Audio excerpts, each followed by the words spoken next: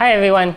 So, if you have not heard from me recently, it's because I've not been riding outside, and well, I guess the reason is kind of obvious. I mean, the what you call CMCO thing is now back in effect, and if I'm trying to legally stay within my riding area, I'm kind of stuck in KL, which I'm not really familiar with the area, so most of it will be riding into KL town. I don't know where else, so it's not really interesting to me. So, I mean, I'm more long distance, And then the second thing is the LRM 1003 has been postponed to who knows when, sometime in the future, next year probably. So what I've been doing mostly is just training at home on my indoor trainer, either using the Sufferfest or Zwift. So yeah, that's kind of life for the moment. But anyway, since I've been training, I thought I'd maybe share a couple of training tips. You see, when athletes or ordinary people train, there are actually two benefits to training. The first one is the one that most people probably know. It's about building fitness and building strength. So when you train, the philosophy is exercising and working out breaks down muscles, and then when your muscles recover and rebuild, they become stronger. So that's the basic philosophy. A second thing is adaptation. So basically, when you train or when you focus on a specific type of workout, your body adapts to that kind of workout, so you become better at that particular thing.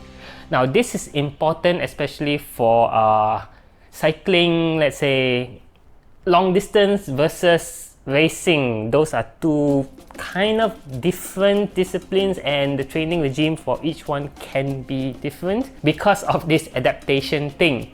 So let's say, for example, a sprinter like Mark Cavendish, he might do a lot of sprint training, and that's important for him because that the last 200 to 300 meters counts. So he has to train to give that maximum power for that final last minute sprint in order to cross the finish line before everyone else. But sprinting, it's just that, it's just sprinting. If you train for sprinting, that's the only benefit. I mean, yeah, sure, there are side effects, and muscles get stronger, so it helps a bit in other fields, but primarily you will improve mainly in sprinting. So the same concept goes with, let's say, when you're training above your threshold, that's usually called supra-threshold, or training below your threshold, sub-threshold.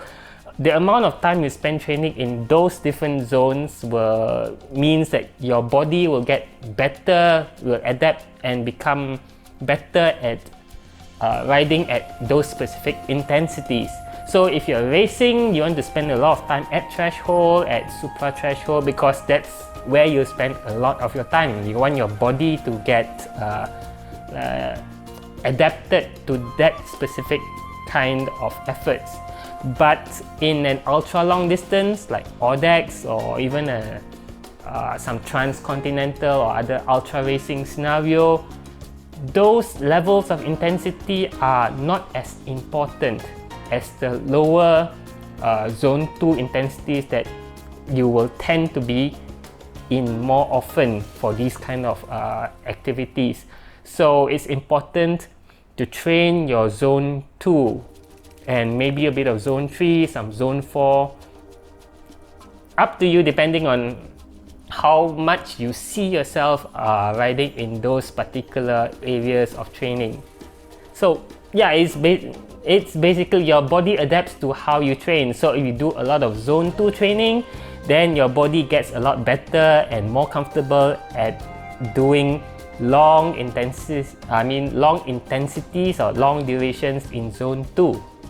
So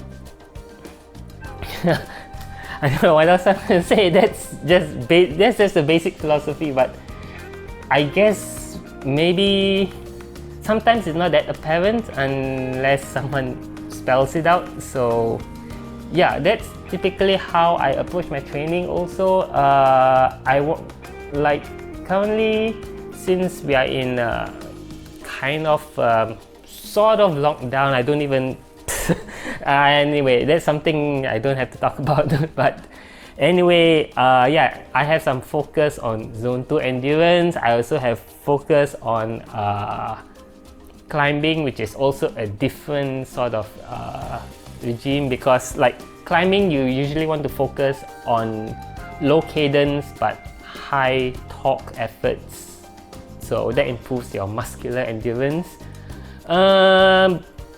Yeah, but also occasionally I also dabble in Zwift races. So if you look at my Strava, sometimes I also do very high intensity racing efforts. So yeah, my training is kind of a bit here, a bit there, but really depending on what you want to do, you need to tailor your training, or at least tailor your weekly rides to the kind of intensities that you will probably expect to be riding for your chosen activity. So if you like doing a lot of weekend group rides with fast people, then you probably want to train more on the higher intensities, zone 4, zone 3, stuff like that. And Audex is probably zone 2, zone 3. Yeah. So no idea what's going to happen next year. I don't know how the Audex scene, the Audex scene is kind of pretty affected by the current pandemic. So by right, the new season is supposed to start in November.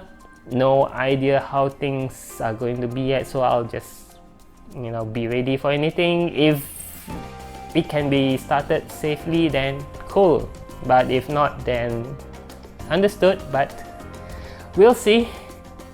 Yeah, anyway, so I haven't been riding, so there are no ride videos so far. That's why just thought I'd have a little short chatty thingy today. But anyway, yeah, that's it for now. Hope you learned something from this video. If you did, I hope you like and subscribe. It helps this channel, and I'll see you whenever there's something interesting, or anyway, yeah, bye.